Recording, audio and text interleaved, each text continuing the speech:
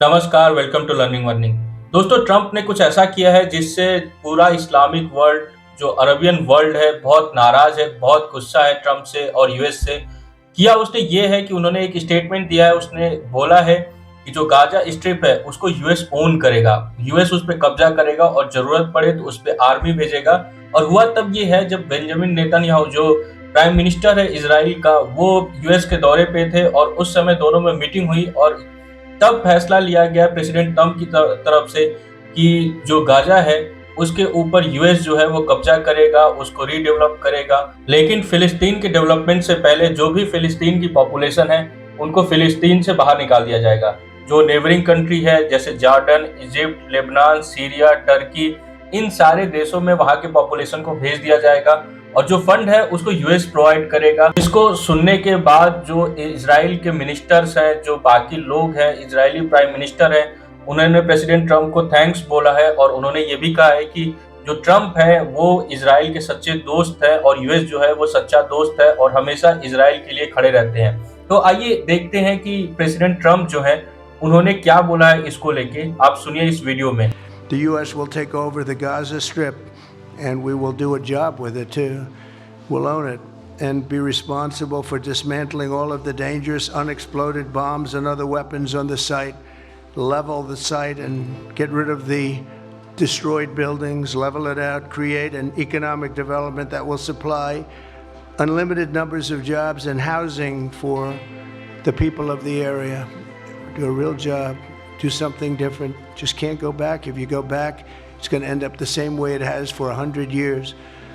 I'm hopeful that this ceasefire could be the beginning of a larger and more enduring peace that will end the bloodshed and killing once and for all. तो आपने देखा कि जो president Trump है वो फिलिस्तीन को redevelop करने की प्लान कर रहे हैं और जो वहाँ पे इकोनॉमिक हब बनाने की बात कर रहे हैं। लेकिन आप देखिए कि ये जो भी चीजें चल रही हैं उसका जो बीज पड़ा है वो 7 अक्टूबर को 2023 में पड़ा था, जब हमास के टेररिस्टों ने इजराइल के ऊपर अटैक किया। उसमें हजारों जो इजरायली हैं उनको मार दिया गया, जो बहुत सारे सैकड़ों जो इजरायली हैं उनको किडनैप कर लिया गया। और अभी आप न्यूज़ में सुनते भी होंगे कि लगातार नेगोशिएशन चल रहा है और जो सीज फायर हुआ है इसके बाद 2-4 करके जो हमास के टेररिस्ट हैं वो इजरायलियों को छोड़ रहे हैं और उसको लेके काफ़ी प्रोपेगेंडा करते हैं, कभी वीडियोस बनाते हैं ये दिखाने के लिए कि जो हमास है उन्होंने बहुत अच्छे से ध्यान रखा है जो इजरायलियों को उन्होंने किडनैप किया है। लेकिन इन सबसे पहले जब इजराइल के ऊपर अटैक हुआ फिलिस्तीन के द्वारा, तो फिलिस्तीन के ऊपर इजराइल ने बहुत कड़ा रिटेलिएशन किया था। अपनी आर्मी भेजी, एयरफोर्स के द्वारा पूरे फिलिस्तीन के ऊपर बम्बार्डमेंट हुआ और जिसमें हजारों जो फिलिस्तीनी हैं, जो आम नागरिक हैं, उनकी डेथ हुई, बहुत सारे कैजुअलिटीज हुई और जो उनकी बिल्डिंग्स हैं, उनके घर हैं, वो तबाह हो गए।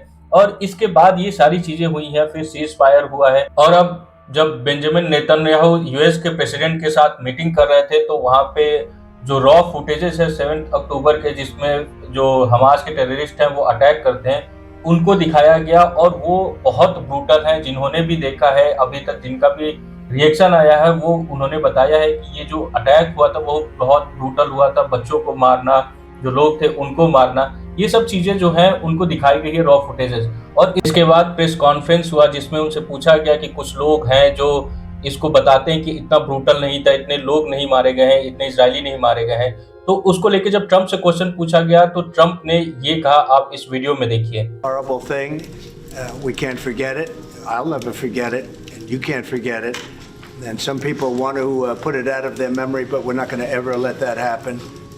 It was a horrible day, October 7th. That was a horrible period of time. And a lot of people like to pretend it didn't happen. It happened. It's a big group of people that like to pretend it didn't happen, like the Holocaust didn't happen. Same mindset. No, we're going to get this thing wrapped up and we're going to get it done. आपने सुना होगा Trump ने बोला है कि हम इसको भूलने नहीं देंगे और जो भी चीजें हुई हैं हम उसको रैप अप करेंगे। और इसके बाद उन्होंने अनाउंस ये किया कि जो गाजा स्ट्रिप है उसको ओन करेंगे ट्रंप। और इस अनाउंसमेंट के बाद जो चाइना, पाकिस्तान, सऊदी अरब, अरबियन पेनिनसुला के जितने देश हैं, मिडिल ईस्ट के जितने देश हैं, वो विरोध करने पे उतर आए। इवन जो वेस्टर्न इनके अलाइज है, जैसे कि ऑस्ट्रेलिया हो गया या यूरोप के कुछ कंट्री हैं, उन्होंने अपने अपने स्टेटमेंट दिए हैं। जिसमें ऑस्ट्रेलियन पीएम का स्टेटमेंट आया है कि वो जो टू स्टेट थ्योरी थी उसको वो सपोर्ट करते हैं और टू स्टेट सोल्यूशन के तहत ही वो चाहते हैं कि जो फिलिस्तीन है उसको एक फ्री स्टेट घोषित कर दिया जाए। सेम जो स्टेटमेंट है वो सऊदी अरब का भी आया है, जिसमें उन्होंने ये बोला है कि वो सपोर्ट करते हैं टू स्टेट सोल्यूशन को और एक इंडिपेंडेंट फिलिस्तीन जब तक नहीं बनता तब तक जो रिलेशन है इजराइल के साथ वो इम्प्रूव नहीं होगी। और जो भी रिलेशन है इसी पे डिपेंडेंट है कि जितना जल्दी इजराइल जो है वो टू स्टेट जो पॉलिसी है उसको मान जाए। दूसरी तरफ दोस्तों बाकी जो कंट्री है उनका भी स्टेटमेंट आया, हमास का भी स्टेटमेंट आया, जिसमें हमास का जो स्टेटमेंट है उसमें उसने ये बोला है कि जो भी प्रेसिडेंट ट्रंप ने डिसाइड किया है वो एक तरीके से रेसिपी है क्योस पैदा करने के लिए मिडिल ईस्ट के अंदर, और जो फिलिस्तीनी लोग हैं इसको कभी एक्सेप्ट नहीं करेंगे और अगर ऐसा कुछ होता है तो लड़ेंगे। सेम टर्की इजिप्ट ने भी इसको जो डिस्प्लेसमेंट ऑफ फिलिस्तीनी है उनके घर से उनको हटाने से उसका विरोध किया है और कहा है कि हम इसको एक्सेप्ट कभी नहीं करेंगे। जब जो जर्नलिस्ट हैं उन्होंने ट्रंप से क्वेश्चन पूछा कि इजिप्ट ने मना कर दिया है जो भी लोग हैं फिलिस्तीन को उनको लेने से, तो उस पे आप क्या कहेंगे और कौन कौन से कंट्री हैं जो तैयार हो जाएंगे इस चीज के लिए। तो जो ट्रंप है उन्होंने ये बोला कि आपसे उन्होंने ऐसा बोला होगा, लेकिन जब मैं बात करूंगा तो जितने भी कंट्री जिन्होंने अभी मना किया है वो इस बात को एक्सेप्ट कर लेंगे और जो भी फिलिस्तीनी हैं उनको अपनी कंट्री में जगह देंगे। तो ये एक बहुत बड़ा स्टेटमेंट है। आप देखिए कि पूरा जियोपॉलिटिक्स जो है वो चेंज हो जाएगा। इस वीडियो में देखिए ट्रंप क्या कहते हैं इसके बारे में। Gaza, if not Jordan, Egypt, what other countries you think might accept Palestinians from Gaza? Well, I think Jordan and Egypt will. I know they've spoken about it with you, and they say they're not going to accept. I say they will. But I think other countries will accept also. I think that Gaza maybe is a demolition site right now. If you look at Gaza, it's all, I mean, there's hardly a building standing, and the ones that are going to collapse.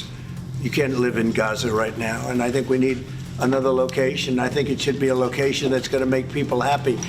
तो आपने सुना कि जो president Trump हैं उन्होंने क्या बोला है इजिप्शियन प्रेसिडेंट के बारे में, और उन्होंने कैसे कहा है कि और कितने कॉन्फिडेंस से इस बात को बोला है कि जब वो बात करेंगे तो इजिप्शियन जो प्रेसिडेंट है वो इस बात को एक्सेप्ट करेंगे और फिलिस्तीनी जो है वो उनको अपने देश में शरण देंगे। दूसरी तरफ दोस्तों अगर हम भारत का देखें कि भारत का क्या स्टैंड होना चाहिए, तो आप जानते हैं कि शुरुआत से ही हम टू स्टेट पॉलिसी जो है उसको सपोर्ट करते हैं और हमेशा से इंडिया का ये मानना रहा है कि इजराइल और फिलिस्तीन दोनों कंट्री बननी चाहिए, दोनों को अपना अपना स्टेट मिलना चाहिए, वो स्टेट जो सोवरन हो, स्वतंत्र हो, और अब ऐसे देश को इंडिया सपोर्ट करता है। दूसरी तरफ अगर हम देखें तो जो हमास है उसको इंडिया एक टेररिस्ट ऑर्गेनाइजेशन डिनोट करता है और उसका मानना यह है कि इजराइल के ऊपर जो अटैक हुआ था वो गलत था और भारत स्ट्रांगली इजराइल के साथ खड़ा है।